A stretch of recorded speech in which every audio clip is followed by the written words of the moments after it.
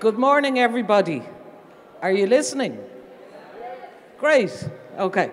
So I've been asked today to come here to talk to you about graduates with disabilities, getting jobs, how to employ people, how to retain people, which is most important, and how to have hope, actually, and how to believe that if you have a disability, that you are employable and that you should be considered, especially if you have spent many years studying and trying to compete with your fellow non-disabled people, which is very difficult given the barriers you face on a daily basis. So Mary Quirk from AHEAD and Anne Heelan, who employed me very luckily for me in 2003 when I harassed her into giving me the job, approached me to do this today, and I was delighted because I spent from 2003 until 2007 very, very happy, I think the best year so far, touch wood, in my employment. I worked in AHEAD. I started working on a project which, first of all, I thought would be very difficult because it was with deaf people, and I'm completely blind. But Anne said to me, just do it, which is her motto in life, and completely believes in people. And I think that's the most important thing, that if you have the skills, even if you have a disability, you are very employable. So I'll just give you a bit of a background of why I'm here today, or where I came to be at this point in my life. I was 50 this year, so I've managed to make it till this time. I started off my 50th by getting my third guide dog, who's called Forrest, and he's very challenging and very large, but he's fantastic.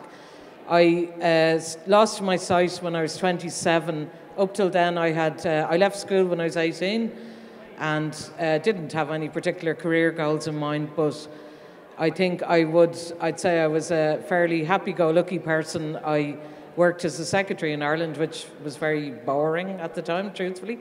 But I then went on to Spain and did a TEFL course and lived in Spain for a few years until, unfortunately, when I was 27, I got viral meningitis and my whole life changed. So I had to come home and start again as a blind person. So everything changed, everything was completely new, and I was plunged into a world which was at that time very alien to me, and I then became what I always class as the "does she take sugar" syndrome, which I hadn't really encountered before, as in nobody actually talks to you directly. You're like, you're there, but you're not there. So I had to do a lot of struggling, a lot of fighting, and I became very determined and went back to university, which was brilliant as a mature student. Very difficult, very hard to get my technology, very hard to read. Everything was a battle, daily battle.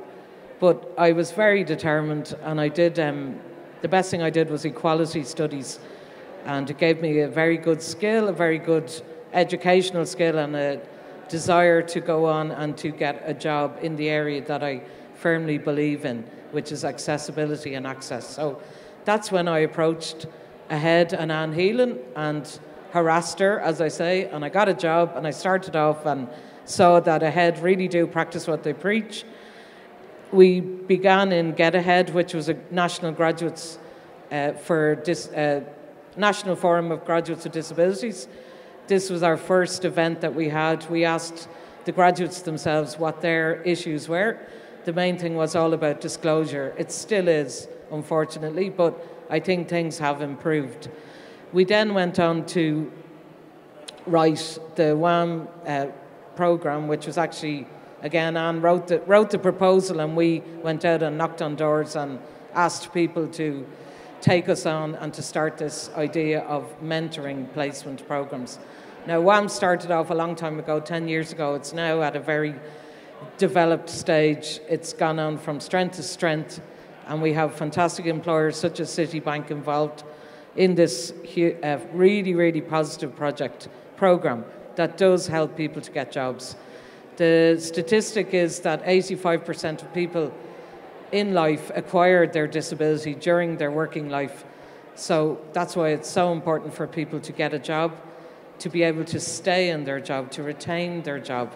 So that's why employers need to be mentored, they need to be coached, and they need to see beyond the disability, because it still is that case that people still look at you first as a blind person, then they look at you as a person. So we need to get over that still in this day and age. But I think that WAM is definitely one of the most positive employment initiatives, I think, in Ireland in a long time. And the fact that you have to have a properly skilled workforce who are educated as well as everybody else and who learn the skills that they need from their employers means that they can actually go on and possibly succeed in that particular employment or go on to get real jobs that match their abilities. So I think it's a wonderful initiative, and I think that long may it go on, because it's going from strength to strength, and that's it. I just think that if you are a graduate with a disability, you have to believe in yourself,